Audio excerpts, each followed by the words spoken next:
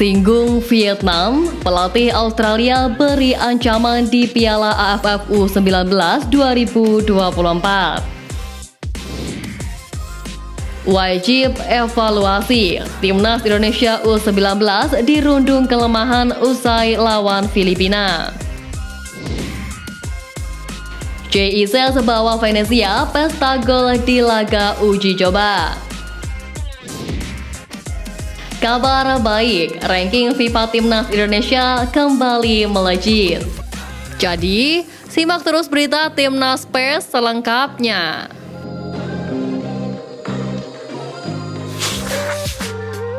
Singgung Vietnam, pelatih Australia beri ancaman di Piala AFF U19 2024. Pelatih Timnas Australia U19 Trevor Morgan buka suara terkait target timnya di ASEAN Cup U19 2024.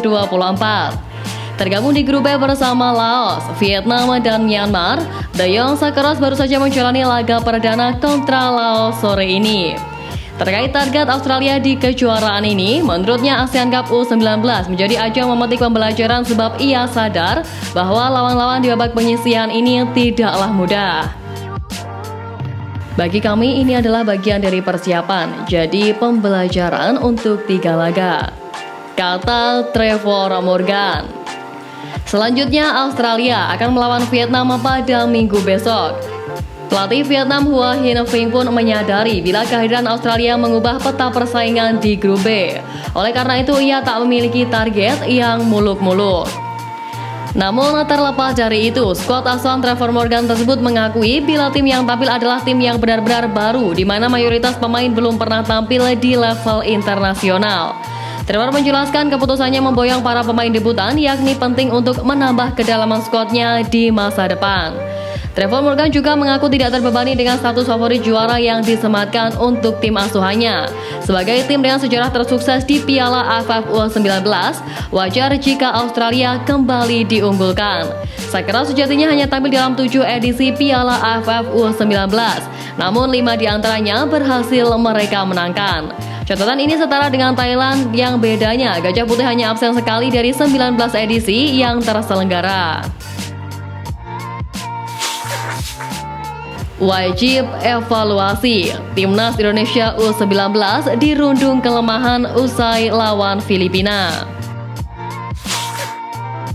Kemenangan Timnas Indonesia U19 di laga pembuka grup A atas Filipina dengan skor 6-0 tentunya menjadi awal yang cukup baik bagi skuad Garuda. Pasalnya dengan kemenangan yang diraih di ajang AFF Cup U19 tersebut sukses mengantarkan skuad Garuda U19 berada di puncak klasemen sementara dengan raihan 3 poin. Kendati sukses menang besar atas Filipina, ternyata ada beberapa hal yang perlu dievaluasi oleh punggawa Timnas Indonesia U19 usai laga tersebut. Ya, walaupun menang besar atas Filipina, namun dari segi taktik dan variasi serangan skuad Garuda U19 masih terlalu monoton. Timnas Indonesia U19 terlalu sering mengandalkan serangan dari sektor sayap dengan terobosan ataupun membawa bola hingga ke lini pertahanan lawan sebelum melakukan umpan silang atau umpan cutback. Hal ini memang cukup efektif saat melawan Filipina, namun tentunya jika serangan ini terus-menerus dilakukan, maka taktik tersebut akan mudah terbaca bagi bek lawan. Sehingga hal ini harus jadi perhatian dari pelatih dan punggawa Timnas U19. Lalu sepertinya penyakit penyelesaian akhir yang buruk masih menjadi salah satu permasalahan di Timnas Indonesia dari beragam kelompok umur. Menyadul laman ASEANFootball.org, Timnas Indonesia setidaknya memiliki peluang sebanyak 14 kali dan 8 diantaranya tidak menemui target. Hal ini dinilai kurang begitu baik karena beberapa peluang tersebut tidak membuahkan gol ataupun shot on goal. Selain itu, ketenangan di lini serang Timnas Indonesia yang diisi oleh Arhan Kakak dan James Revan juga masih jauh dari ekspektasi dalam pertandingan kontra Filipina kemarin. Hal ini tentunya harus segera dibenahi oleh tim pelatih. Dalam beberapa momen pun beberapa kali punggawa Timnas Indonesia U19 telah melakukan umpan ataupun melakukan tackle aman pada para pemain lawan. Tentunya hal ini juga perlu dibenahi karena hal tersebut merupakan aspek mendasar dalam bermain sepak bola. Decision making tentunya harus lebih ditingkatkan lagi di punggawa Timnas U19. JIZ bawa Venezia pesta gol di laga uji coba. Info menarik datang dari bek tangguh Timnas Indonesia JIZ yang turut membantu Venezia menang telak dalam laga pramusim. Ya, sejumlah klub Liga Italia Serie A melanjutkan agenda pramusim musim depan dengan melakoni partai uji coba. Sang juara bertahan Inter Milan memulai kampanye dengan menghadapi tim langganan sparring Lugano. Adapun Venezia, klub promosi yang diperkuat bek Timnas Indonesia JIZ melanjutkan rakor sempurna di pramusim kali ini. Racikan pelatih anyar Eusebio Di Francesco membawa timnya mencukur tim antah berantah Real Vicenza dengan skor 7-0. Di laga ini, JIZ pun ikut mengawal pertahanan klub beralias Gli Aranciano Roverdi tersebut. Pemain kelahiran Belanda itu tampil 66 menit sebagai starter sebelum posisinya digantikan oleh Saad El Haddad. Hasil ini merupakan kemenangan kedua Venezia pada dua partai awal pramusim ini. Sebelumnya, klub peringkat 3 Serie B musim lalu itu melibas US Postal Calcio dengan skor 11-0. Dalam partai pertama, Izas masuk sebagai pemain pengganti, di mana kolektor 3 caps bagi Timnas Indonesia tersebut masuk menggantikan bek Kroasia Marin Sverko di awal babak kedua. Pengalaman bermain ini tentu bisa menjadi modal api JIZ jelang menatap Serie A musim depan. Selain itu, JIZ sendiri juga akan memperkuat skuad Garuda pada September mendatang dengan kemampuan yang lebih mumpuni.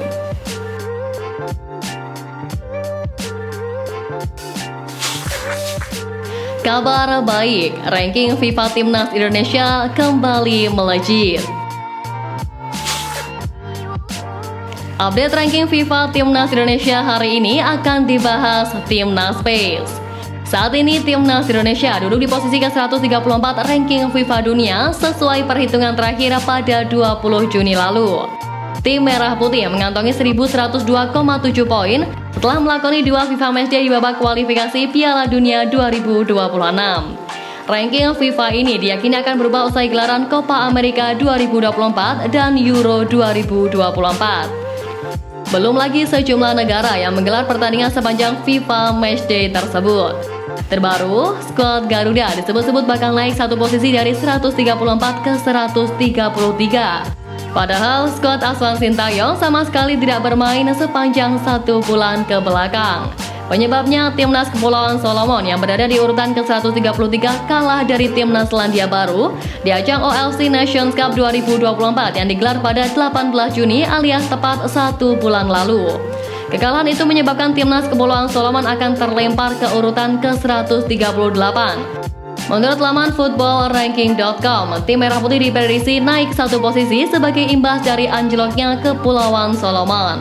Kenaikan posisi tersebut tentu layak untuk disyukuri, sebab peringkat skuad Garuda terus membaik sejak ditangani pelatih Sintayong pada Desember 2019. Ketika pria asal Korea Selatan itu datang, Indonesia terjebak di posisi bawah. Saat Sin memimpin laga FIFA Matchday pertama pada Juni 2021, Timnas Indonesia bertengger di posisi ke-173. Melonjak hingga 40 posisi di ranking FIFA bukan prestasi sembarangan. Wajar jika Sintayong mendapatkan perpanjangan kontrak dari PSSI untuk menangani Timnas Indonesia hingga 2027.